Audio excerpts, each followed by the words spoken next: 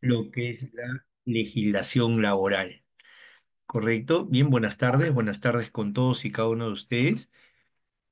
Vamos a dar inicio al desarrollo de nuestro curso en materia de derecho laboral. Soy el abogado César Eduardo Torres Sanchante, que va a compartir con ustedes el día de hoy sobre este tema tan interesante y tan importante en el desarrollo de nuestras actividades del día a día. Muy bien. Nosotros hemos escuchado hablar de repente del derecho laboral constitucional o del derecho laboral constituido.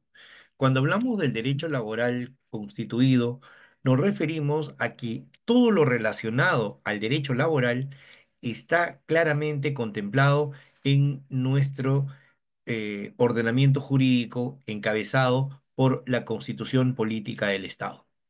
Entonces, estos documentos nosotros los vamos a encontrar en la Constitución Política del Estado como primer pilar del ordenamiento jurídico en el Perú. La Constitución Política vigente data desde el año 1993. Entonces, esa es la Constitución que está vigente. Estos derechos están referidos al tema laboral y se encuentran, ustedes los pueden ubicar en el artículo del 22 al 29 de la Constitución Política del Estado y en el Perú rige, reitero, desde 1993. Todos los trabajadores del Perú, llámese de la actividad privada o de la administración pública, están protegidos por el Estado. ¿A través de quién? En este caso, a través del Ministerio de Trabajo y Promoción del Empleo. Entonces, hacemos toda una ruta. El tema de nuestros derechos laborales en el Perú están contemplados, reitero, en la Constitución Política del Estado. ¿Cuál es la entidad pública que tiene que velar por el cumplimiento de estos? El Ministerio de Trabajo y Promoción del Empleo. Muy bien, pero en el gobierno del señor Ollanta Humala se creó un organismo técnico llamado la Superintendencia Nacional de Fiscalización Laboral, que todos en el Perú la conocemos con las siglas de SUNAFIL. SUNAFIL se encarga de visitar las entidades privadas, pero también depende de quién, del Ministerio de Trabajo y Promoción del Empleo. Muy bien, entonces, entidad pública a las empresas del Estado y actividad privada para todos los terceros que se constituyen a razón de un capital que es de una inversión de las personas y que no es del Estado. ¿Correcto? Entonces, a ellos le llamamos los privados. Muy bien, en el Perú existen diversos regímenes laborales, ¿correcto? Diversos regímenes laborales. Vamos a verlo en la pantalla para explicarlo y para entenderlo mejor. A ver, vamos a verificar en la pantalla donde estamos. Correcto. A ver, vamos a... No, no podríamos compartir el texto. Entonces, recordamos que hay tres regímenes laborales principales.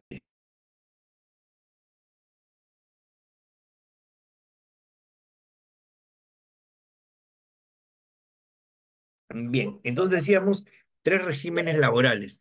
El régimen laboral 276, que es para los trabajadores de la administración pública, el 728, que es para los trabajadores de la actividad privada, y el que hoy en día hemos visto que a finales del año que ha terminado 2024 ha salido una modificatoria y nuevamente hablamos de los CAS indeterminados, ¿correcto? Incluso ahora se habla de que algún trabajador CAS puede tener la responsabilidad en la administración, puede tener un cargo, ¿correcto? Puede tener un cargo y después que desarrolle el cargo, puede regresar a su puesto original.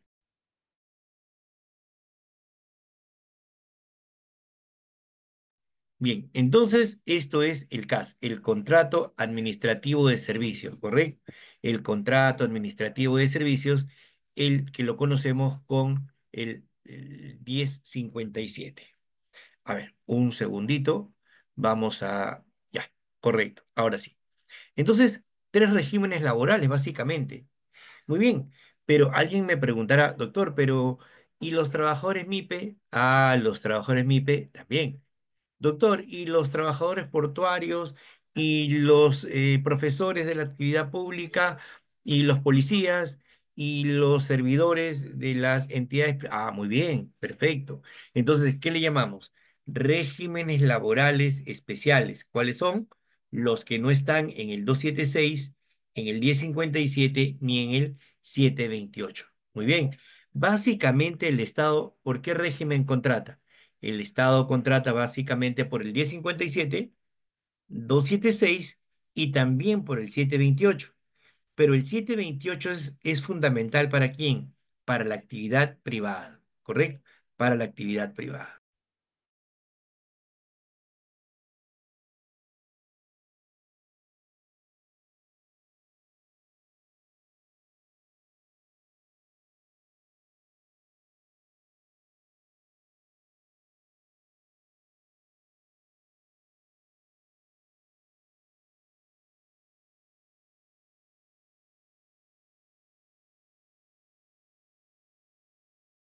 Bien, entonces el 276 decía el 728, pero que el 728 es exclusivo para la actividad privada, y el decreto legislativo 1057. Muy bien. Si hubiera alguna pregunta, me levantan la manito o me dejan la comunicación por el chat para poder despejar la incógnita. Muy bien, entonces nosotros nos preguntamos así, a ver, este mandato constitucional, dice usted, doctor, que ahí están el tema de los derechos laborales. Muy bien, muy bien. Dice el artículo 22 se refiere a qué? A la protección y fomento del empleo. ¿Quién protege y quién fomenta el empleo? A ver, la protección y el fomento del empleo. Muy bien, entonces decimos lo siguiente, ¿no? Decimos que este empleo está protegido ¿por quién? Por el Estado. Muy bien, el Estado es el que nos da las normas, las normas. Por eso decimos legislación laboral. Correcto. Muy bien. Pregunto, todos los... Permítanme un minutito, por favor, disculpen la interrupción.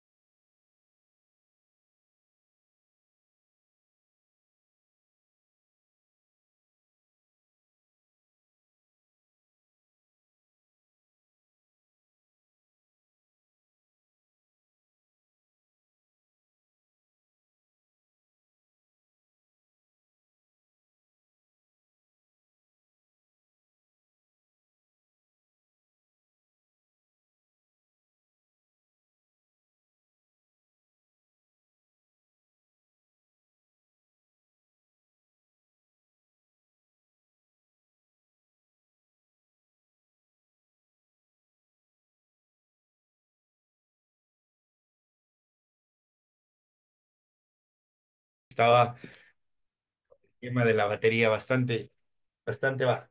Continuamos. Entonces, decíamos de que el Estado es el que protege, pero a la vez también fomenta el empleo. Muy bien, hablamos de los regímenes laborales, pero no solamente el Estado es el que fomenta el empleo, sino también ¿quién? La inversión privada, ¿correcto? La inversión privada es la que fomenta los puestos de trabajo. A ver, recuerdo yo en los años 80, por ejemplo, cuando postulaba a la presidencia de la República el arquitecto Fernando Belaúnde Terry. Y ellos decían, por ejemplo, ellos decían su caballito de batalla, de su ofrecimiento político, ellos decían, por 1 millón de puestos de trabajo. Imagínense, ¿no? Por 1 millón de puestos de trabajo. Entonces, es una forma como el Estado fomenta el empleo, ¿ya? A ver, reitero nuevamente las disculpas del caso, por favor, por favor.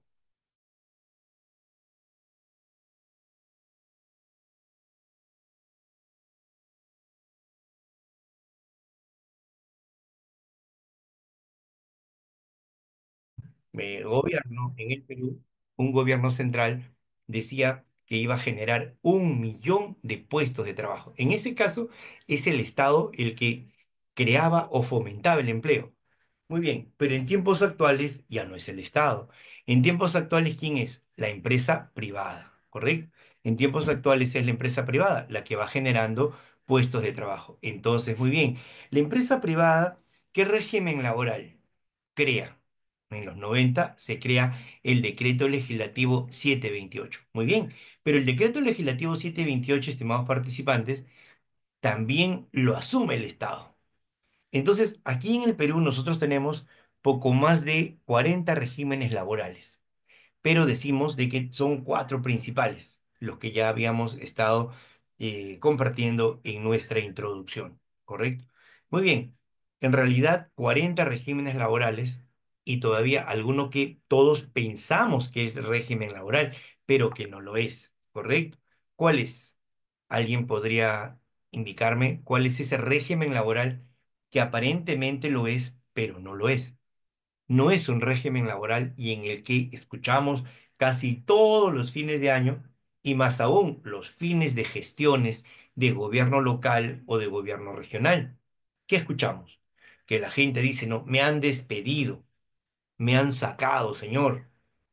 ¿Cuántos sindicatos no habrán venido al estudio a querer que les llevemos algunos casos y algunas personas? Y de pronto yo les pregunto, ¿cuál es tu régimen laboral? Y me dicen, doctor, yo soy locador de servicios. No, le digo.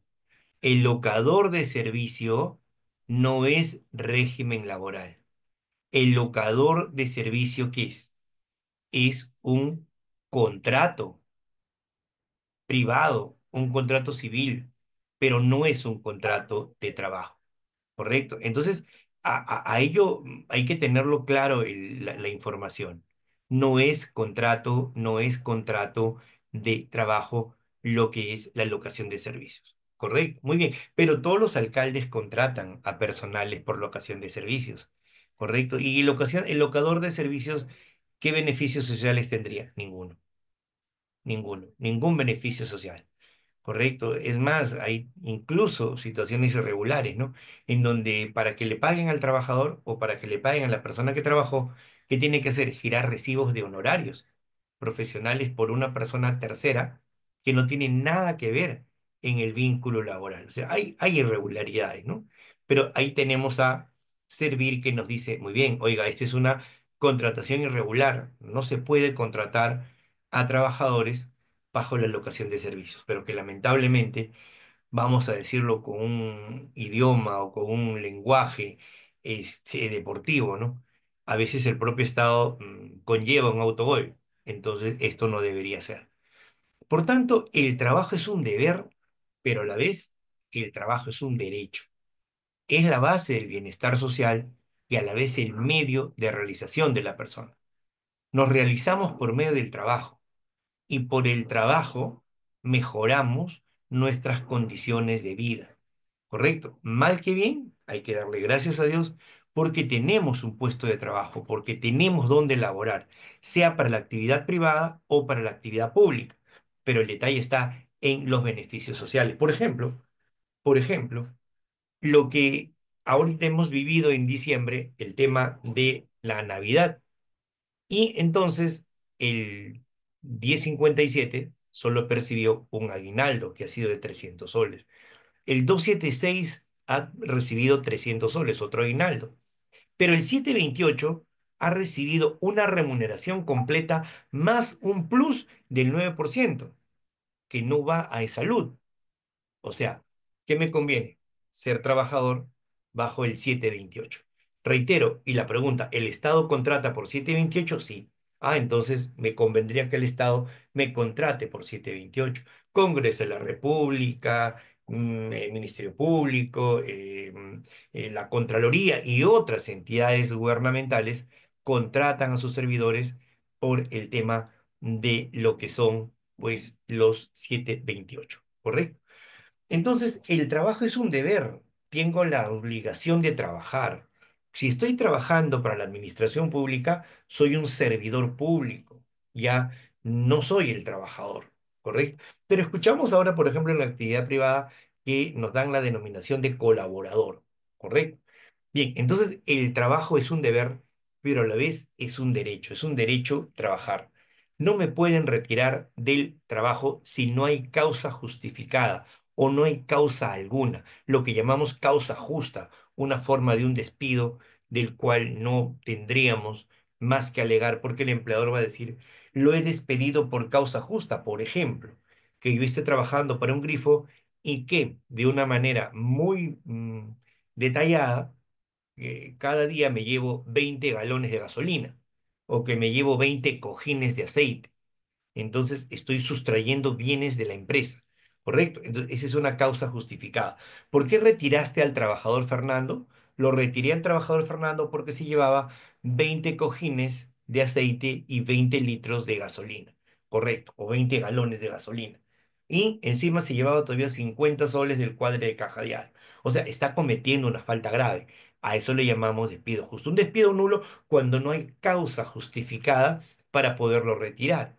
Por ejemplo, algunos empleadores han recibido la noticia de que su trabajadora, Silvia, está en estado de gestación, pero el contrato se le vence el 31 de enero.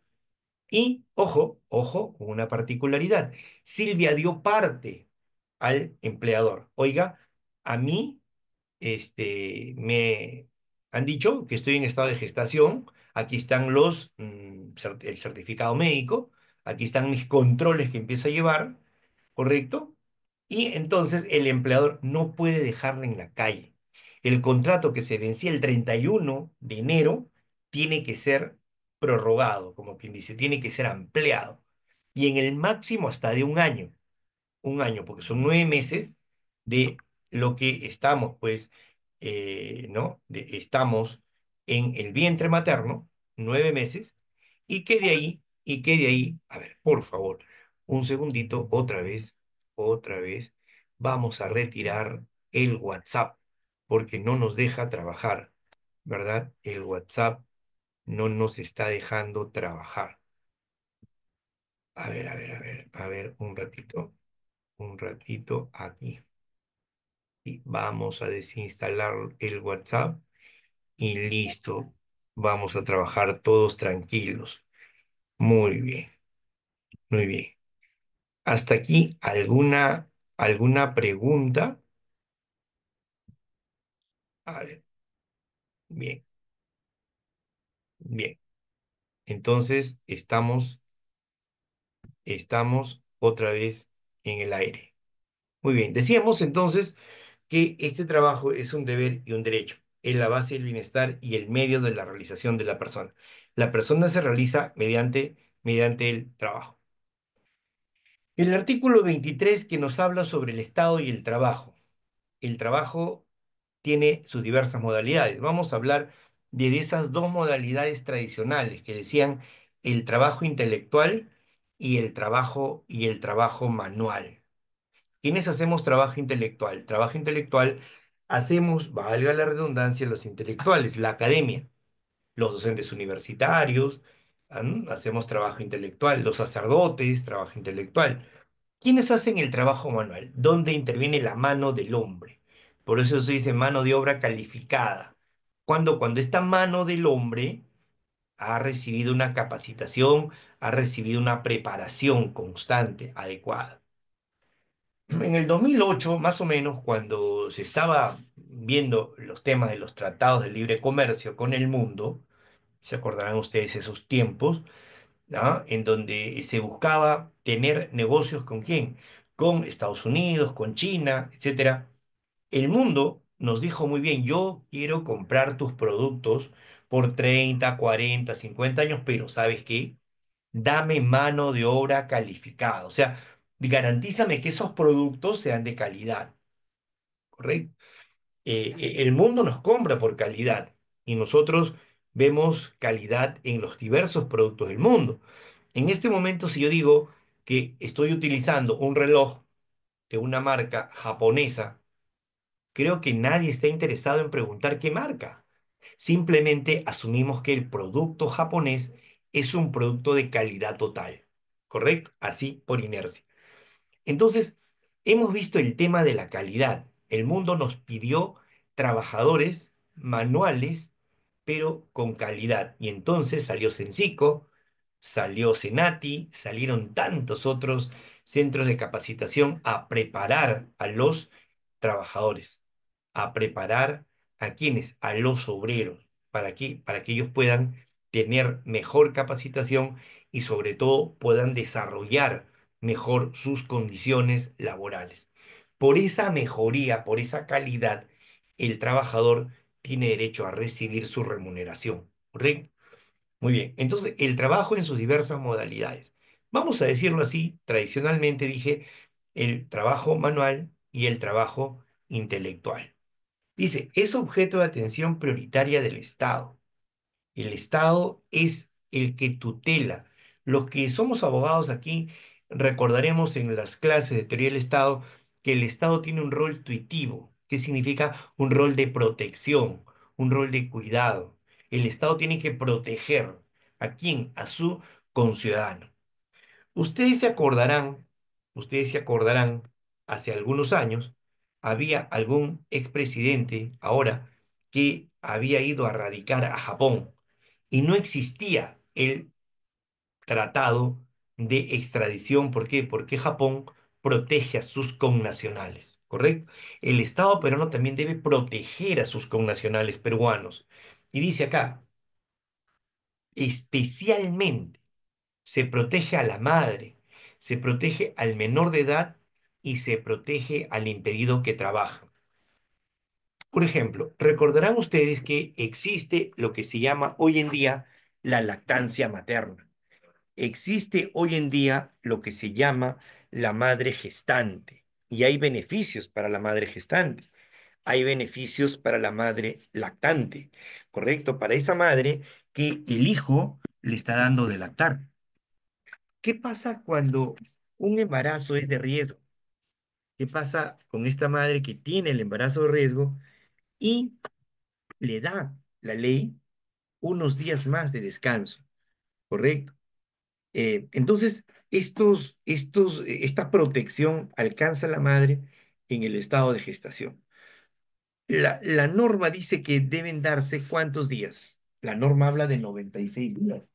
La norma dice 48 días antes, 48 días antes y 48 días después del parto. Entonces, esa es la licencia.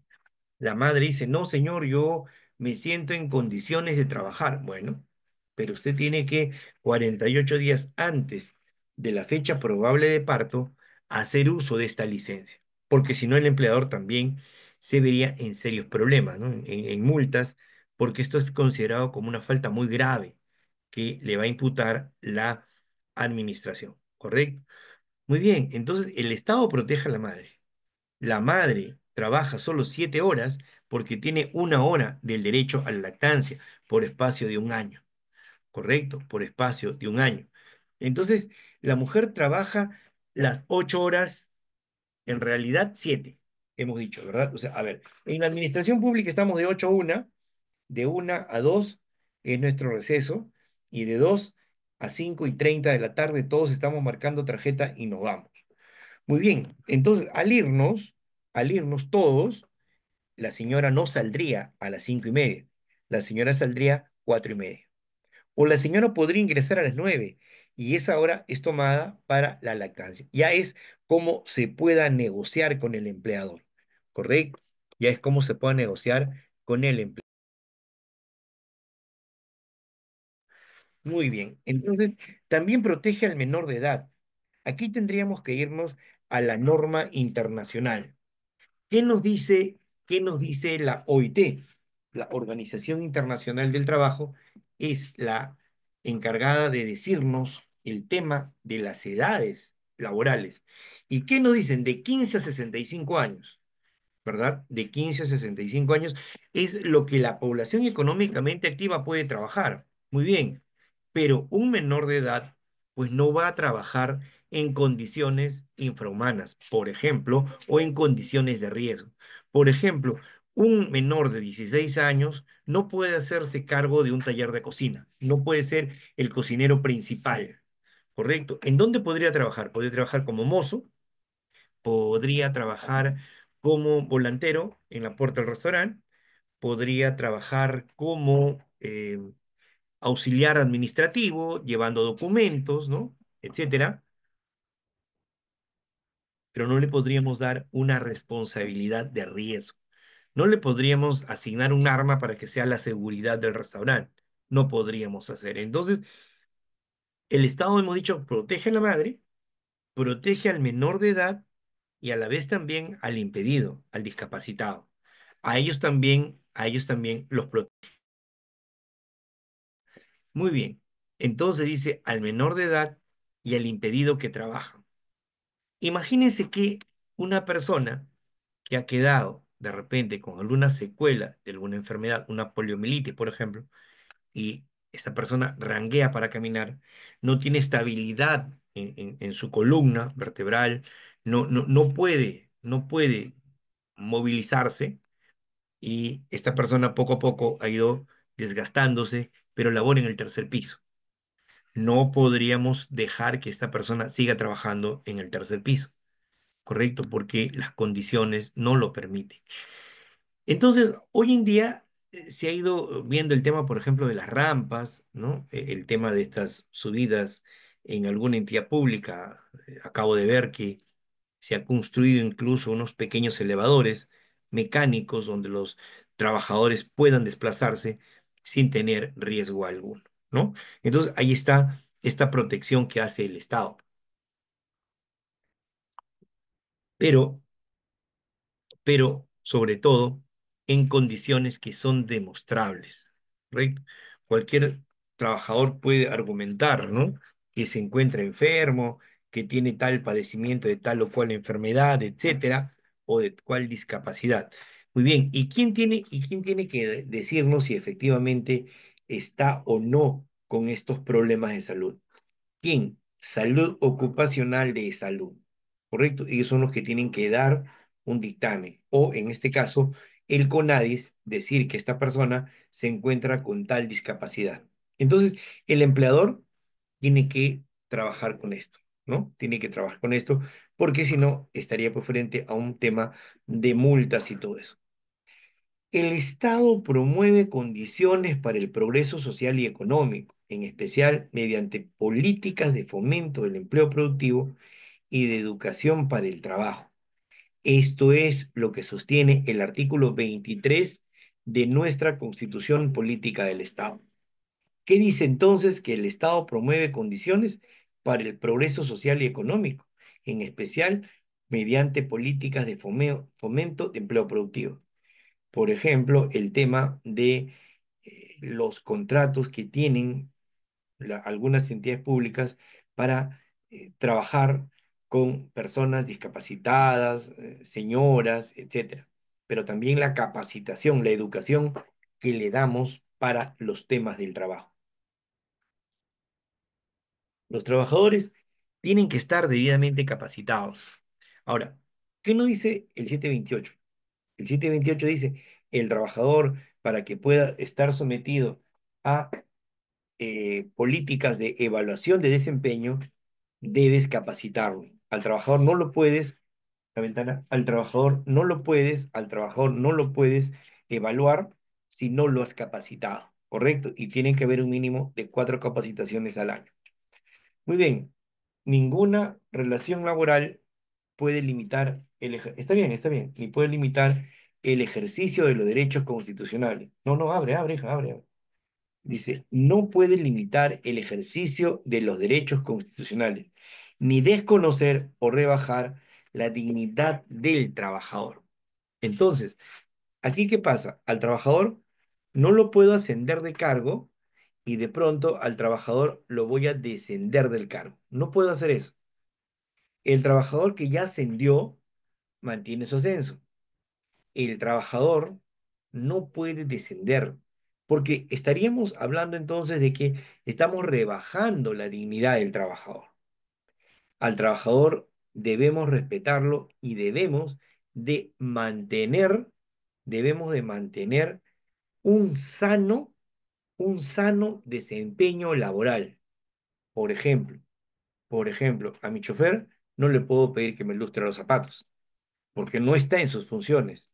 Si haría eso, entonces estaría rebajando la dignidad del trabajador. Muy bien, aunque hemos visto que hay otros regímenes laborales, los especiales, que se puede. Por ejemplo, el tema de los profesores de la actividad pública, ¿no? Los profesores de la actividad pública. Los profesores de la actividad pública, por ejemplo, ellos postulan a un cargo de director y el cargo de director dura por 3 años. Y una vez que ellos llegaron al cargo de director, ellos terminan su periodo, vuelven a postular y no ganan otra plaza, ellos regresan a su plaza de origen. ¿Correcto? Ahí estaría hablando de rebajar la dignidad del trabajador, no, porque inicialmente es un régimen especial. Los trabajadores de la educación, ellos son un régimen especial, lo rige la ley del profesorado. Y a un docente universitario de la gestión pública, ¿quién lo regula? La ley universitaria, la 30.220. Entonces yo tengo que conocer los regímenes laborales para poder decir a los trabajadores, por ejemplo, qué beneficios le corresponden, qué beneficios no les corresponden. ¿Correcto? En ese hipotético caso, les ponía, estimados participantes, de los locadores de servicio, trabajadores de municipalidades y de gobiernos regionales, que decían que los habían despedido y que no le habían pagado gratificación. Es más, en la administración pública, salvo que solo sea 728 recibes gratificación, todos los demás regímenes que reciben aguinaldo. Y el aguinaldo es la cantidad que el Estado ha fijado, 300 soles, que ha sido de manera tradicional, por llamarlo menos. Entonces, el Estado educa al trabajador, forma al trabajador, en este caso, para labores productivas. Ninguna relación laboral puede limitar el ejercicio de los derechos constitucionales. Aquí pregunto cuáles son estos derechos constitucionales. A ver si alguno de ustedes podría darnos a conocer estos derechos constitucionales.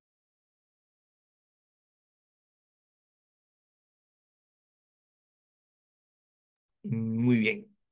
Estos derechos constitucionales están amparados en el artículo 2 de la Constitución Política del Estado. ¿Qué se refiere?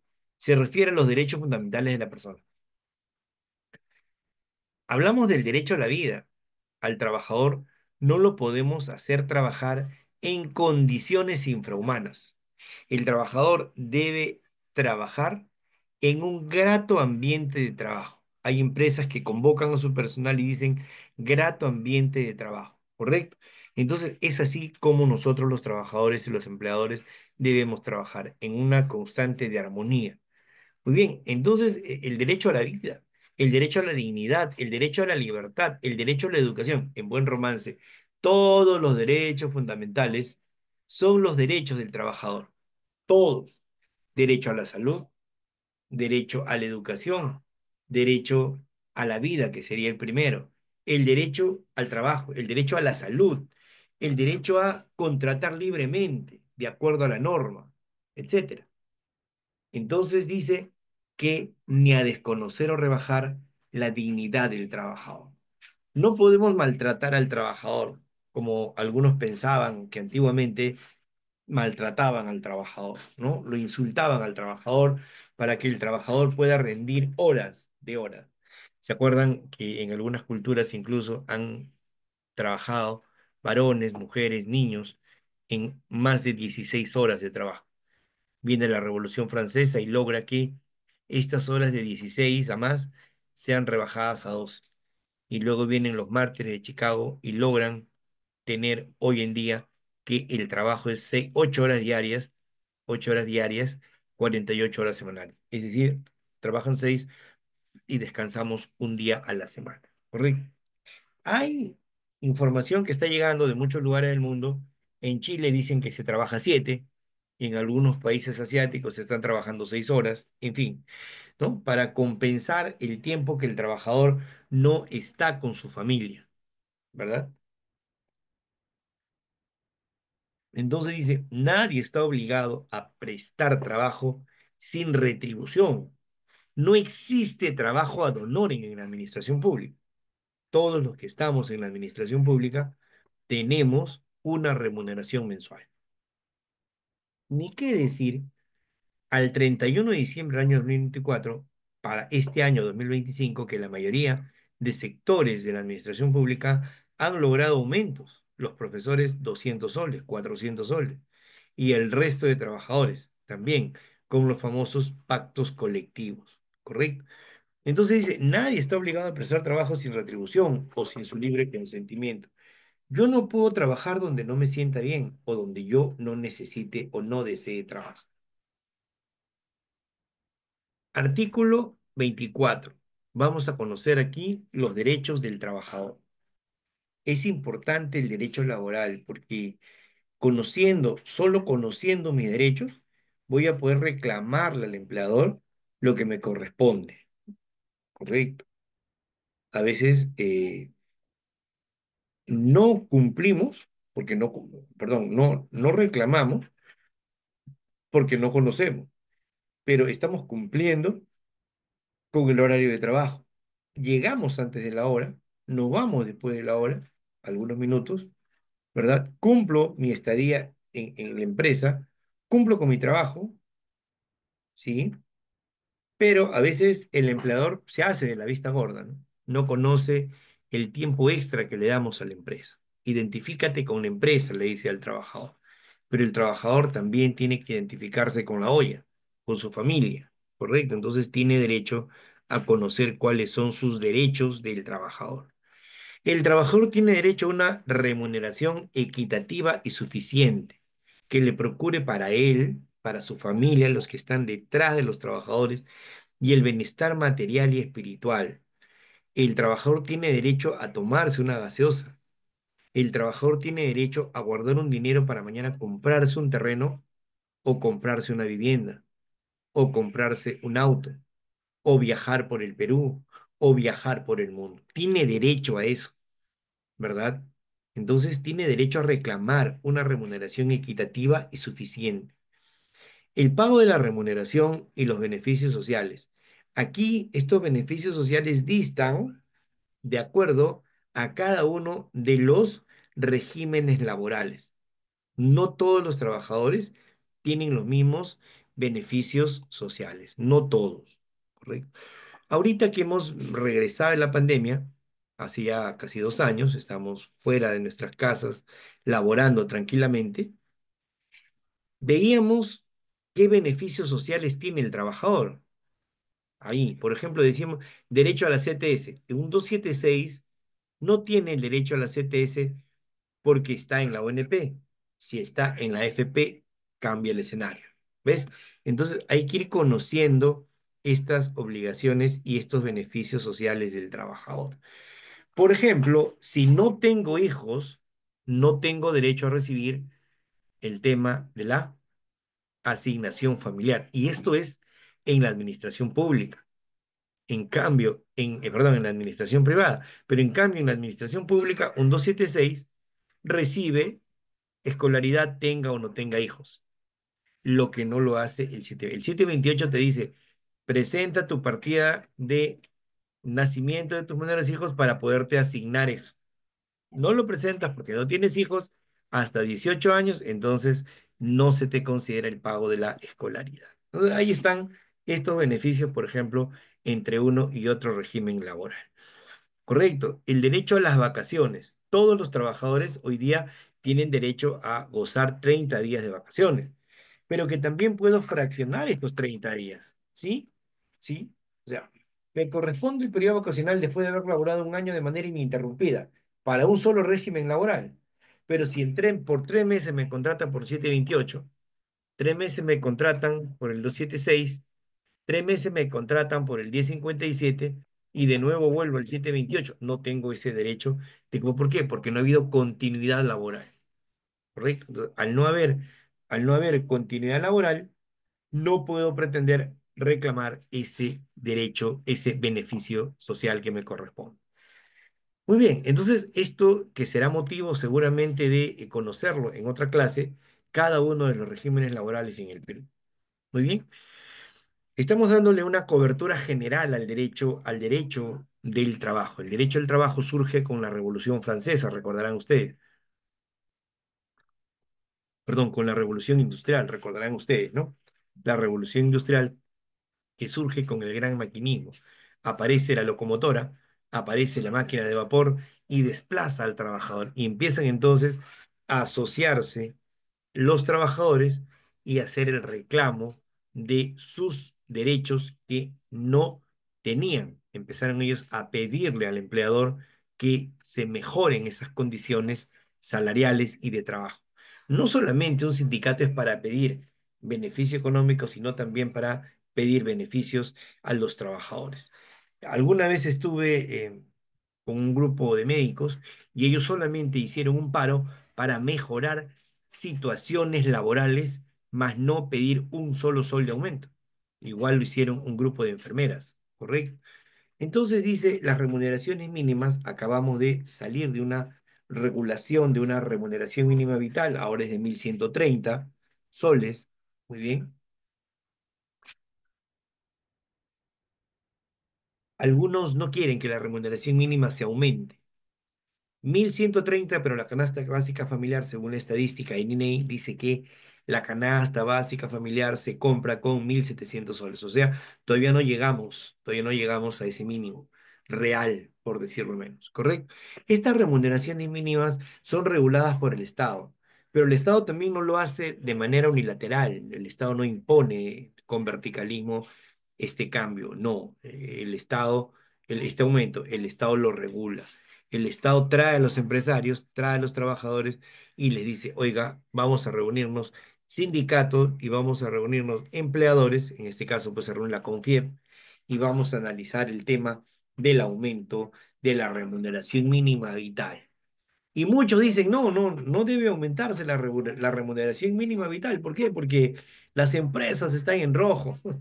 Hemos quebrado, estamos mal, la economía nos ha afectado. No es necesariamente esa verdad, sino que si aumentan la remuneración mínima vital, se aumentan también el pago de los beneficios sociales del trabajador. Por ejemplo, el tema de lo que es la asignación familiar. La norma de esta ley que dice, ¿no? La norma, perdón, la ley para este beneficio social que dice que se paga asignación familiar sobre el 10% de la remuneración mínima vital. Era 102,50. Ahora va a ser 111,30. Ya está. Ha subido 9 soles. 9 soles por 200 trabajadores, ¿ah? Por 12 meses. Ahora, a esto hay que calcularle los beneficios sociales cada mes cuando renuncia. Ah, ya. Entonces, hay una inflada, ¿no? Hay una inflada de costos de soles que el empleador dice, no, no, no nos conviene el aumento de la remuneración mínima vital. Entonces, siempre están ahí alargando este tema, ¿no? La jornada ordinaria de trabajo. Bueno, hemos dicho que esto es una máxima en el mundo. 8 horas diarias por 48 horas semanales como máximo. Pero estas 8 horas diarias, ¿qué dicen? Pueden variar, correcto. Esto es lo que se conoce como regímenes laborales atípicos, ¿ya? O sea, hay trabajadores que laboran 12 horas, pero no laboran 12 horas por 6 a la semana. 12 horas, pero laboran 4 horas, 4 días. Entonces, 12 por 4, 48. Está, no hay problema. Son jornadas atípicas. Hay jornadas laborales de 16 horas. Entonces, laboran 16 horas, ¿toca? Allá. Laboran 16 horas y laboran 3 días. 16 por 3, 48. Listo. Ellos tienen derecho a un día de descanso con ese empleador. ¿Ya? Ellos se pueden trabajar. Ahora, aquí viene también el tema de que si la jornada completa es de 8 horas, entonces los trabajadores full-time, la media es de 4. Pero hay empleadores pues que le sacan la vuelta a la norma y no lo contratan al trabajador por las 4 horas, ¿no? Y nos maquillan el tema, pues, ¿no? Dicen, oye, Eduardo, estás estudiando Derecho en la Universidad X, caramba, yo quisiera apoyarte, ¿no?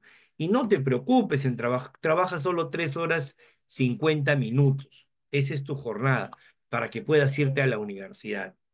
El joven trabajador, creyendo que el empleador lo está apoyando, acepta. ¿Y qué pasa? Que cuando viene la gratis, no recibe. ¿Por qué no recibe? Porque no está trabajando la jornada de 4 horas en 5 días a la semana. Si trabajara 4 horas diarias por un mínimo de 5 días a la semana, 20 horas, entonces sí tiene derecho a cobrar la mitad de la gratuidad, porque él está cobrando como remuneración la mitad de un sueldo completo. Correcto, dice, el sueldo completo es la remuneración mínima vital es de 1.130, la mitad, 650,15. Eso es lo que va a recibir, ¿no es cierto? Esa es su remuneración porque él trabaja 4 horas completas. Y su gratis sería 650 más el 9%, algo de 720 sería su gratis. Pero como él lo han contratado por 3 horas 30, por 3 horas 50 no tiene derecho a ese beneficio social. ¿Correcto? ¿Por qué? Porque la norma dice 4 horas mínima, 20 horas a la semana también, valga la redundancia, de manera mínima.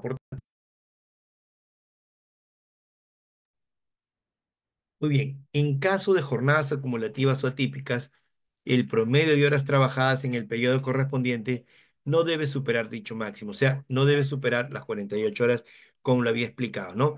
El trabajador que tiene 16 horas por 3, 48, o que labora 12 horas por 4, 48, pero ahí queda, ¿no? 48 en la semana.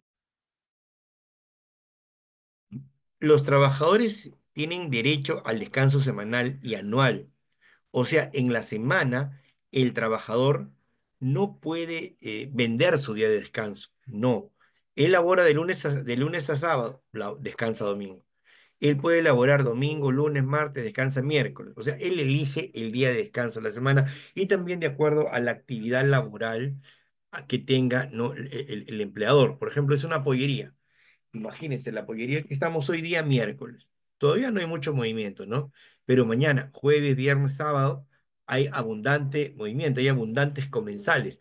No puedo darle a mi trabajador descanso el día jueves ni el día viernes porque necesito trabajadores. Correcto, muy bien. Pero si el trabajador me pide que se le dé el día libre, viernes, estoy en la facultad de poderlo hacer. Le diré, ¿no? Oiga, trabajador, pero mira, ese día tengo más afluencia de público, pero de repente el trabajador, por alguna razón justificada, nos pide permiso ese día, en buena hora. Se lo damos. Eso es manejable con el empleador, ¿ya? Muy bien, los trabajadores tienen derecho al descanso semanal y anual remunerados. Ajá. Acá hay que recordar al decreto legislativo 713, ¿ya? No se olviden, el decreto legislativo 713 respecto al derecho de las vacaciones. El empleador, el empleador no puede comprarte el descanso vacacional. Hay empleadores que lo hacen, ¿no? El trabajador, como es joven y no conoce sus derechos, lo acepta y dice, ya, no hay problema, señor, ¿no? Yo le acepto por 15 días y usted me vende 15 días. O sea, te pago esos 15 días y tú sigues trabajando.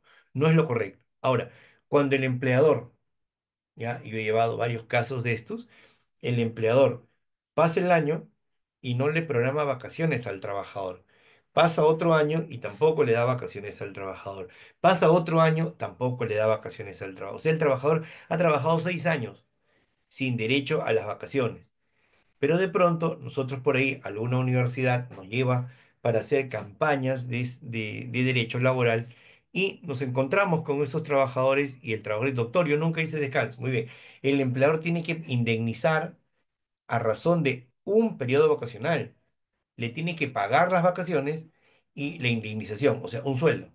Si él gana 3.000 soles, ya por 6 años que él no ganó, serían 18.000 soles. Más 18.000 soles de la indemnización, el trabajador tiene derecho a recibir 36.000 soles. Si no lo hace, pues lamentablemente nos tenemos que ir a un proceso laboral. ¿Correcto? Muy bien. Entonces, el trabajador no puede dejar al aire el periodo vacacional. ¿Qué nos dice el artículo 26? Hay que respetar los siguientes principios por el derecho al trabajo. La igualdad de oportunidades sin discriminación. Ustedes saben, como ciudadanos del Perú, que en el Perú la discriminación está sancionada.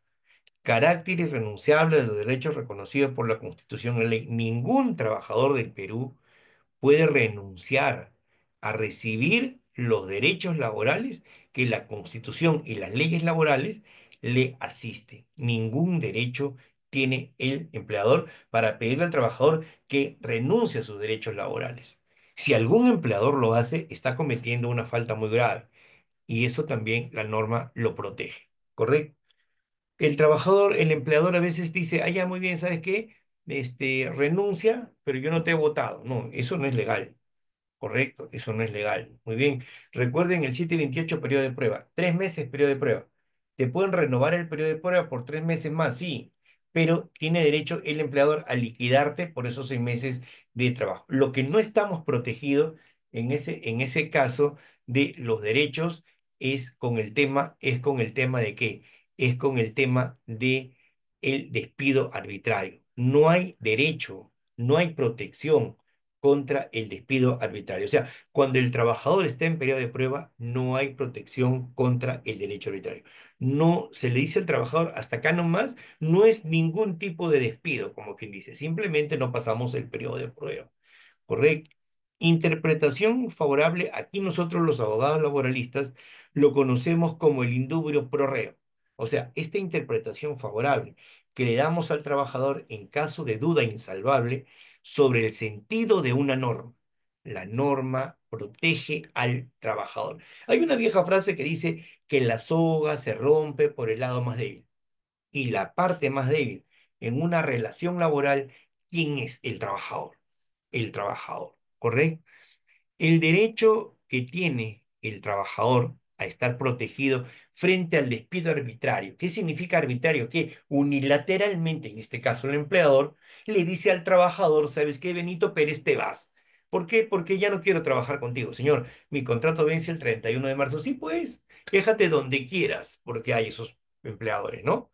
Quéjate donde quieras que yo estoy cumpliendo con mi ley. No, señor. Ahí hay un despido arbitrario, porque su contrato se vence en marzo y lo están retirando sin causa justa hoy, 7, 8 de enero, ¿correcto?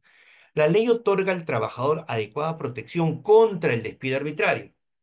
Correcto. Y hay que pagar una indemnización a razón de año y medio, perdón, a razón de mes y medio por año trabajado. Correcto.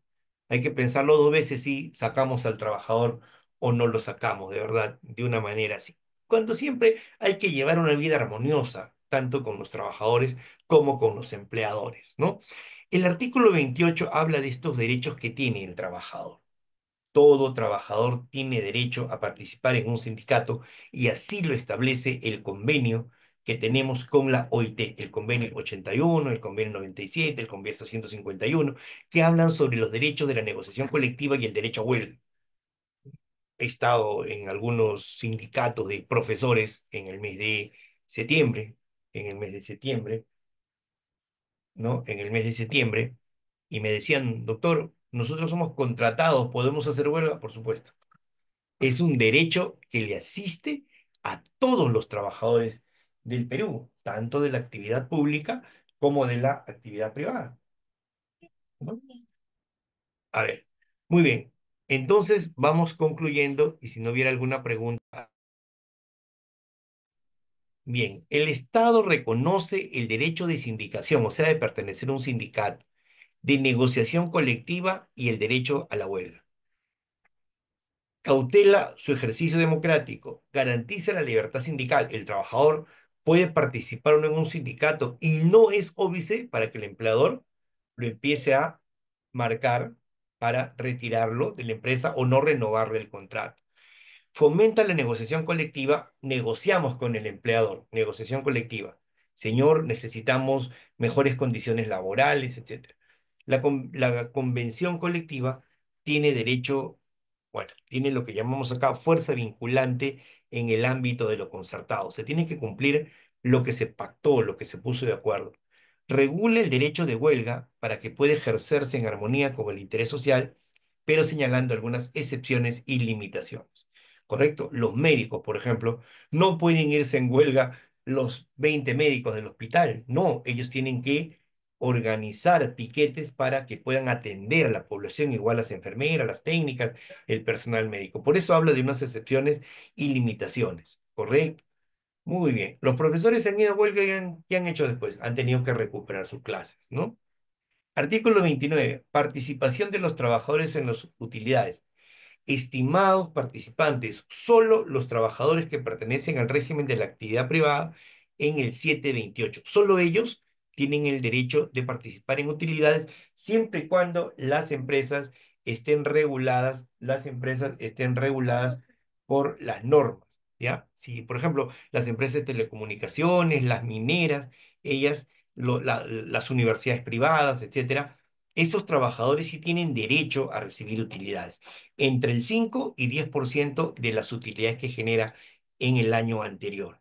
Primero, para poder cobrar utilidades, el empleador ¿qué tiene que hacer? Haber cumplido con el pago del impuesto a la renta. El empleador paga el impuesto a la renta de lo que queda, entonces se reparte entre 5 y 10% de acuerdo a lo que la ley establece. El Estado reconoce el derecho de los trabajadores a participar en las utilidades de la empresa y a la vez promueve otras formas de participación en ella. Hasta aquí, ¿alguna pregunta, estimados participantes? Los leo, los escucho. ¿Alguna pregunta, por favor? ¿Alguna, alguna pregunta, estimados alumnos, estimados participantes?